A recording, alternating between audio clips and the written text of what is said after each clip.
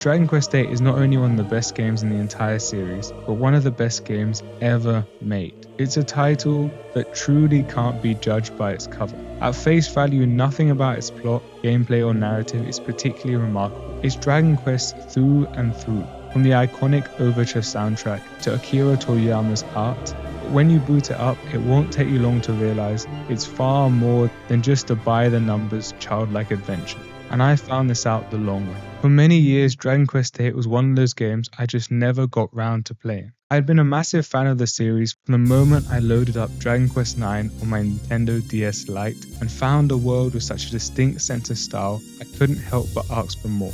So I spent a large portion of my childhood playing through the DS ports of earlier titles. But there was one classic Dragon Quest I never got around to. Dragon Quest VIII. You see, at the time it was only available on the PS2, a console I didn't own, but my parents wouldn't buy.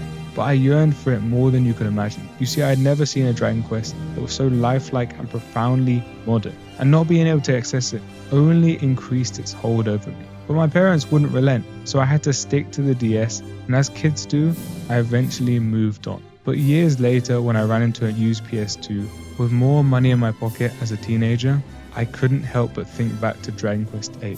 I managed to secure a copy in solid condition with a HD upgrade cable in tow. But life got in the way, yet again. This time it was exams. With exam season on the horizon, starting a new massive JRPG campaign was pretty low on my list of priorities. And as the years went by and responsibilities mounted, this continued to be the case. But it wasn't just Dragon Quest I left behind now, but gaming as a whole.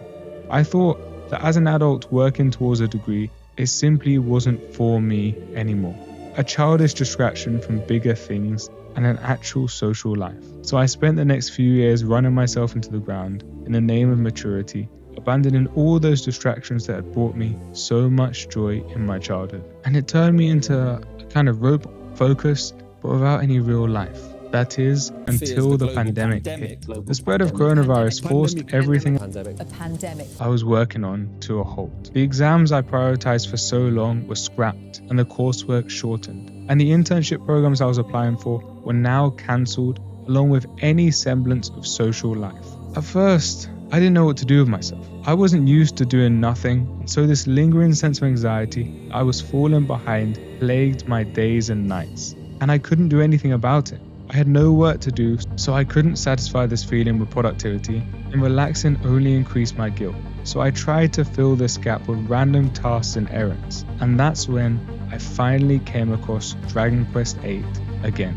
You see, while I was dusting down old boxes and sorting through my accumulated childhood, I found that old PS2 I had bought all those years ago with a copy of Dragon Quest VIII in tow. And that same curiosity I felt all those years ago gripped me yet again. But now I had no excuse, and so I finally loaded it up. And the playthrough that ensued transformed my life. You see, Dragon Quest VIII, in retrospect, was the perfect game to play in a pandemic. Its plot about a malignant curse spreading throughout the world and infecting it felt like a mirror of what was going on our own. And the melancholic, somber tone that carried throughout the narrative and the journeys of the characters resonated with how I and many others were feeling. But it was also beautiful and hopeful at the same time, almost like a sad romance. You see, its world, much like our own, was and continued to be extremely screwed up and unjust. And yet at the same time, there was never a sense that hope was lost, that society couldn't be made better,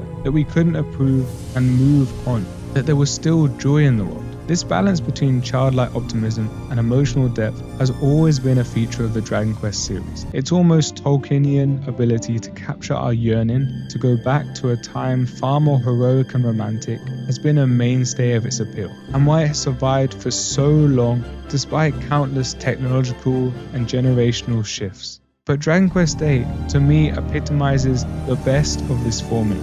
Its emotional highs and lows really hit. When a character feels anger, sadness, we really believe it. Just look at these scenes.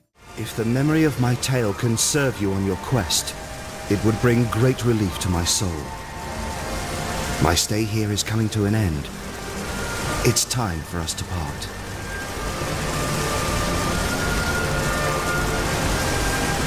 No! Alistair!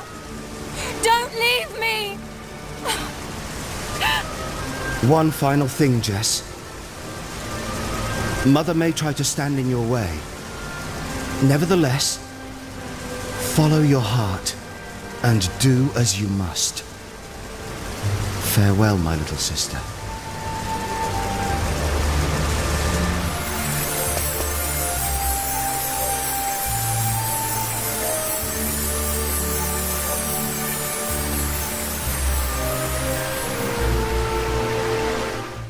Experiencing this world that was not only joyful, but in many ways a reflection of our own, not only helped me rediscover my love for gaming, but also allowed me to find some much needed clarity and hope in a time where there was little going around. And to me, this is gaming at its best, and the world deserves to experience it. Like, subscribe, and leave a comment if you enjoyed the video.